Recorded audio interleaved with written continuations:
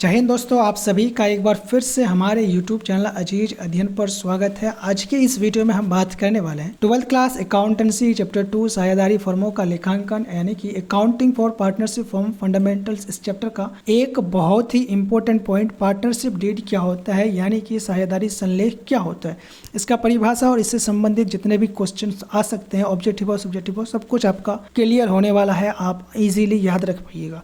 लेकिन आप लोगों को इस पॉइंट को समझाने से पहले मैं बता देना चाहूँगा, एग्जाम में ये सवाल जो होता है पार्टनरशिप डीड क्या होता है ये रिपीटेडली आते रहता है, तो इम्पोर्टेंट बहुत है। स्किप मत कीजिएगा और शुरू से लेकर लास्ट तक देखिए और समझिए क्या होता है साझेदारी संलेख।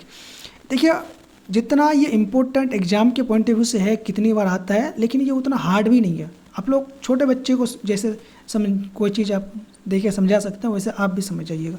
जैसे यहाँ पे देखिए साझेदारी संलेख का मतलब क्या होता है कि एग्रीमेंट। कोई भी अगर संस्था आप लोग स्टार्ट करिएगा, आप लोग सोचिए कि 5 लोगों ने एक पार्टनरशिप बिजनेस स्टार्ट किया, लेकिन बिजनेस को स्टार्ट करने से पहले वो लोग ये सोचेंगे ना कि भाई हम प्रॉफिट को किस हिसाब से बांटेंगे, कैसे शेयर करेंगे, 5 लोग कैसे लेंगे, कौन कितना इन्वेस्टमेंट करेगा, कौन कौन सा काम करेगा, कौन कितना काम करेगा।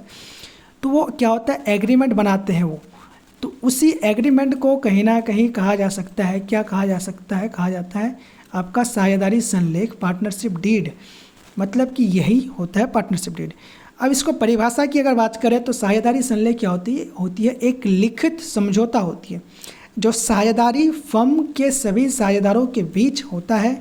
इसमें साझेदारी से जुड़ी सभी शर्तें, नियम, अधिकार, कर्तव्य और लाभ हानि बांटने का अनुपात सब कुछ स्पष्ट रूप से लिखा हुआ रहता है कि अगर किसी पार्टनर को सैलरी दिया जाएगा वो काम करता है तो, या फिर किसी को कमीशन दिया जाएगा कुछ भी, तो वो सभी चीज़ें लिखी हुई होती है। तो वही है साझेदारी संलेख, मतलब कि एक पेपर का टुकड़ा जिसमें सब कुछ नियम कायदा लिखा हुआ रहता है। आगे बढ़ते हैं, साझेदारी संलेख में क्या क्या शामिल होता है। मतलब कि पार्टनरशिप डीड आप लोग बनाइएगा, जो अभी पार्टनर्स बनाते हैं उसमें क्या क्या वो लिखते हैं, क्या क्या रखते हैं। स्टार्ट करते हैं वो क्या क्या रखते हैं। सबसे पहले तो उन लोगों ने जो भी बिज़नेस स्टार्ट किया, फर्म स्टार्ट किया, उसका नाम क्या रखेंगे और फर्म कहाँ पर स्टार्ट किया उसका पता लिखेंगे। उसके बाद सभी साझेदारों के नाम लिखेंगे, जितने भी पार्टनर हैं सबका नाम लिखेंगे, उनका पता, उन्होंने किस हिसाब से पूंजी दिया है बिज़नेस को, फर्म को, उस पर सभी सही चीज़ें लिखी हुई होंगी। अब बिज़नेस करने के बाद वो कितना कमा रहे हैं, किस हिसाब से कमा रहे हैं, और उस लाभ को हानि को किस हिसाब से बांटेंगे वो भी लिखा हुआ होता है। साझेदारों के अधिकार और कर्तव्य भी लिखा हुआ होगा कि कौन सा साझेदार को कौन कौन सा अधिकार होगा, कौन कौन सा उसको काम करना पड़ेगा। और साथ में फर्म का कार्यक्षेत्र, मतलब कि बिज़नेस आप लोगों ने स्टार्ट किया, अब बिज़नेस आप लोगों ने हो सकता है कि कपड़े का किया तो वो क्या है कार्यक्षेत्र हो गया, कपड़े का क्षेत्र। किसी ने लोहे का बिज़नेस स्टार्ट किया तो लोहा का क्षेत्र। तो कार्यक्षेत्र और उद्देश्य क्या है ये भी लिखा हुआ होता है। अगला है कि फर्म की अवधि यदि निश्चित हो, ये जरूरी नहीं है लेकिन अगर निश्चित हो तो फिर लिखा हुआ होता है, क्योंकि कई सारे ऐसे बिजनेस होती है पार्टनरशिप में जो लिमिटेड टाइम के लिए बनते हैं फिर बाद में बंद कर दिए जाते हैं। जैसे कि उद्देश्य अगर हो कि मतलब कि 2 लोगों ने बिज़नेस स्टार्ट किया, उनका उद्देश्य था कि 5 साल हम करेंगे, 10 लाख रुपया कमाएंगे, उसके बाद बिज़नेस बंद कर देंगे। 5 साल उन लोगों ने किया, 10 लाख रुपया कमाया, उसके बाद बिज़नेस बंद कर दिया, तो ये क्या होगा लिमिटेड टाइम के लिए। तो यह कितना टाइम के लिए करेगा वो भी लिखा हुआ होता है। अगर ज़रूरी नहीं है लेकिन अगर उन लोगों को पहले से पता है तो फिर लिख देते हैं। खाते और लेखा का परीक्षा प्रबंध करना पड़ेगा। उसके बाद विवाद होने पर समाधान की प्रक्रिया, अगर पार्टनर्स के बीच में विवाद हो जाता है तो किस हिसाब से सॉल्व करेंगे उस पर की प्रक्रिया लिखी हुई होती है। नया साझेदार को कैसे जोड़ा जाएगा या फिर पुराने साझेदार को कैसे निकाला जाएगा या फिर निकलेगा, उसकी सभी प्रक्रिया शर्तें लिखी हुई होती है। किसी साझेदार को वेतन, ब्याज, कमीशन आदि का प्रावधान अगर दिया जाएगा तो उसको भी लिखा जाएगा। तो बेसिकली मेरे ख्याल से आप लोग यहाँ पे सभी चीज़ों को समझ गए होंगे। बात करते हैं कि साझेदारी संलेख बनाना क्यों जरूरी होता है। देखिए साझेदारी संलेख जरूरी तो है, लेकिन क्यों जरूरी है। देखिए नियम के अनुसार साझेदारी संलेख मौखिक भी हो सकता है, मतलब कि ज़रूरी नहीं है कि लिखित होगा, पेपर में होगा, लेकिन लिखित साझेदारी संलेख अधिक सुरक्षित होता है। कोई भी चीज़ अगर आप लोगों ने पेपर में लिख के किसी को दिया है तो वो सुरक्षित होता है, सबूत हो जाता है।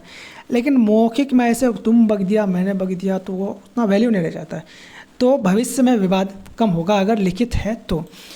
अब इसको क्या होगा कि अगर मान लीजिए कि लिखित है, मौखिक है, ये तो जो भी है, लेकिन ऐसा हो कि कई सारे लोग ऐसे बिजनेस पार्टनरशिप फॉर्म स्टार्ट कर देते हैं कि उनके पास ना वो लिखित साझेदारी संलेख बनाए होते हैं या फिर ना ही मौखिक, मतलब कि उनके पास साझेदारी संलेख है ही नहीं, लेकिन बिजनेस चल रहा है।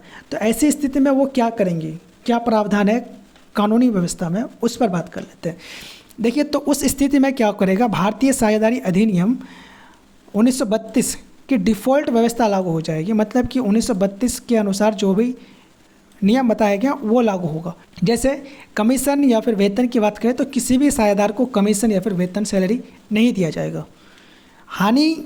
लाभ हानि का बंटवारा, चाहे किसी भी पार्टनर ने कितना भी इन्वेस्टमेंट किया हो, कोई भी कितना भी काम करे, लेकिन अगर साझेदारी संलेख नहीं है तो प्रॉफिट बराबर ही बटेगा। ब्याज, पूंजी पर ब्याज, अगर किसी साझेदार ने मान लीजिए 10 लाख रुपए लगाया अपने से, तो खुद की पूंजी लगाया है तो उस पर ब्याज नहीं मिलेगा। अगर लिखा हुआ है साझेदारी संलेख में तो दिया जाएगा, लेकिन साझेदारी संलेख ही नहीं है तो फिर क्या ही दिया जाएगा। अगला है साझेदार द्वारा दिया गया ऋण। अब कोई साझेदार से संस्था ने, सभी साझेदारों ने मिल करके बोला कि तुम्हारे पास पैसा है, तुम दे दो 15 लाख का लोन, तो ऋण, तो उस पर 6% वार्षिक दर से ब्याज दिया जाएगा। आहरण, मतलब कि किसी साझेदार को ज़रूरत है पैसा का, वो उससे निकाल लिया अपना ज़रूरत के लिए, तो उस पैसे का ब्याज नहीं लिया जा सकता है, नहीं लिया जाएगा। तो आई होप कि आप लोग पार्टनरशिप डीड से संबंधित सभी चीज़ें समझ गए होंगे। आज के इस वीडियो में इतना ही। अगले वीडियो में मिलेंगे बहुत ही इंपॉर्टेंट पॉइंट के साथ, इंटरेस्टिंग वे में। Subscribe for more videos.